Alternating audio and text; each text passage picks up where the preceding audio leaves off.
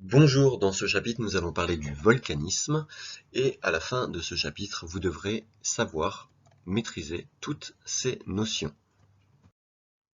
Commençons par une erreur couramment répandue, la plupart des gens pensent que la lave ou le magma vient du noyau de la Terre, or c'est faux, c'est une idée reçue. Les gens pensent ça parce que quand on tape globe terrestre sur internet, nous avons ce genre de représentation et les couleurs feu font penser que la lave pourrait venir d'ici. En réalité, la lave vient seulement de à peu près 100 km de profondeur. Nous allons maintenant nous intéresser aux deux types d'éruptions que l'on doit connaître. Sur la planète Terre, il y a des volcans de type effusif et des volcans de type explosif. Les volcans de type effusif sont caractérisés par une lave fluide, ce sont ceux qui sont le plus connus. Lave fluide, ça veut dire une lave qui s'écoule très facilement, comme de l'eau ou du miel. Nous avons donc le temps de la voir arriver, c'est une lave très rouge, très chaude, et c'est la raison pour laquelle ces volcans sont peu dangereux. Il faut juste pas se trouver sur le chemin. Et les volcans se fabriquent grâce à l'accumulation de ces projections. Un volcan peut se former en une semaine et peut atteindre 100 mètres de hauteur. Nous avons comme exemple le piton de la Fournaise sur l'île de la Réunion ou les îles Hawaï en plein milieu du Pacifique. Il y a d'autres exemples. L'autre type de volcanisme, c'est un volcan de type explosif. Il est caractérisé par de la lave visqueuse, contrairement à la lave fluide, c'est de la lave qui s'écoule très difficilement, comme de la pâte à pain, vous voyez, et ça forme un dôme qu'on voit ici, un dôme de lave, c'est-à-dire que ça pousse, entre guillemets, mais ça ne s'écoule pas.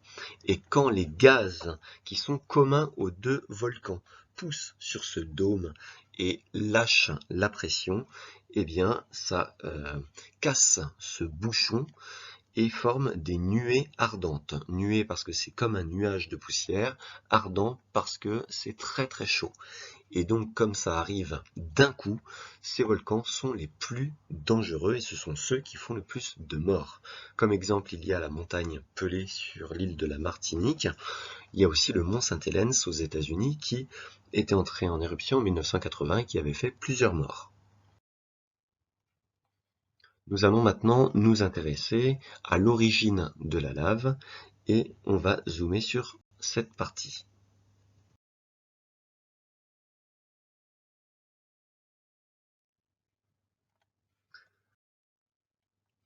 Maintenant que nous avons zoomé, en réalité, la roche qui est dans le sous-sol, à peu près vers 100 km de profondeur, comme il fait très chaud, elle commence à fondre. C'est ce qu'on appelle la fusion des roches, et c'est là que se forme le magma, qui va ensuite remonter parce que ce magma, il est plus léger, il est moins dense que la roche environnante. Donc comme il remonte, on n'oublie pas de faire une légende à chaque fois qu'on fait un schéma. Il va remonter jusqu'à être stocké vers 5 km de profondeur seulement sous le volcan, et c'est ce qu'on appelle la chambre magmatique ou réservoir magmatique. La plupart du temps, le magma reste dans cette chambre magmatique, il n'y a donc pas d'éruption, mais les gaz, et ça c'est très important, ce sont bien les gaz, comme quand on secoue la bouteille de coca ou dans une bouteille de champagne, eh bien ce sont les gaz qui vont faire remonter le magma à la surface par des petites fractures qu'on appelle des cheminées. Et lors de la sortie, c'est ça qu'on appelle l'éruption volcanique. L'aléa volcanique, c'est la probabilité qu'il y ait des éruptions volcaniques dans un endroit. Par exemple, on voit sur cette carte des fonds océaniques, des reliefs, qu'il y a beaucoup de volcans situés le long de la dorsale océanique. Ce sont des volcans sous-marins.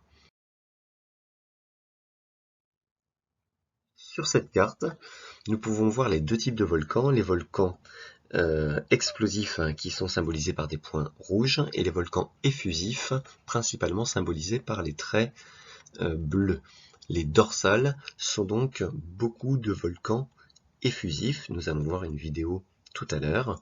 Et on s'aperçoit surtout que les volcans ne sont pas répartis au hasard. Il y a des endroits sans volcans et des endroits où l'aléa volcanique est beaucoup plus important, notamment tout autour du Pacifique, avec beaucoup de volcans explosifs. C'est ce qu'on appelle la ceinture de feu.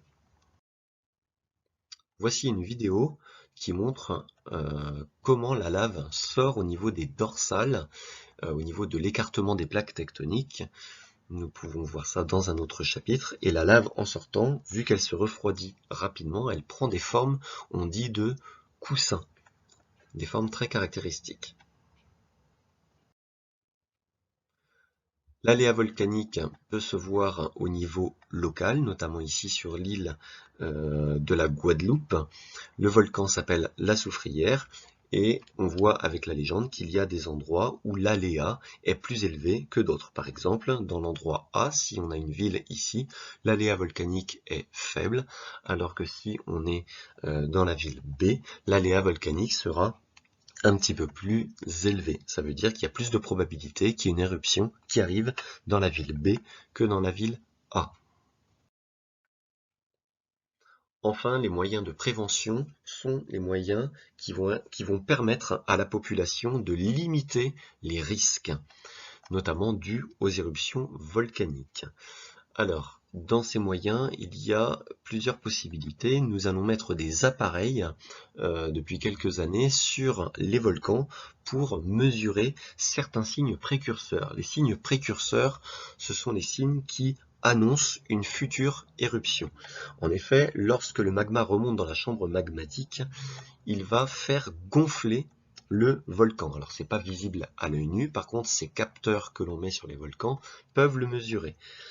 Par exemple, ici, nous avons des petites fissures, et plus le magma monte, plus le volcan gonfle, c'est comme pour le pain quand il gonfle, et bien plus les fissures vont s'écarter.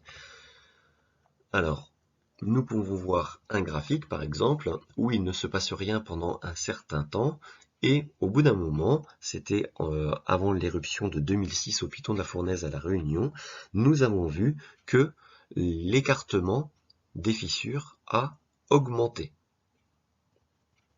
ce qui annonçait l'éruption volcanique. L'écartement est donc bien un signe précurseur. Un autre signe précurseur, ce sont les vibrations du sol, c'est-à-dire des petits séismes, des petits tremblements de terre, qui vont être mesurés grâce aussi à un appareil qu'on appelle le sismomètre.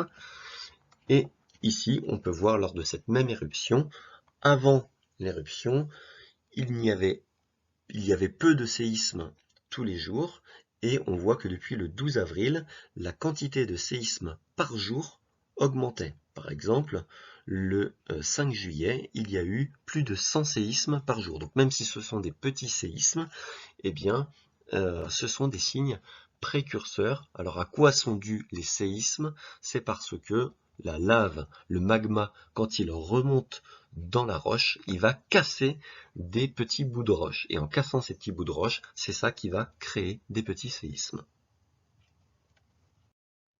Maintenant, vous devez être capable de réaliser ce test de connaissance. À bientôt.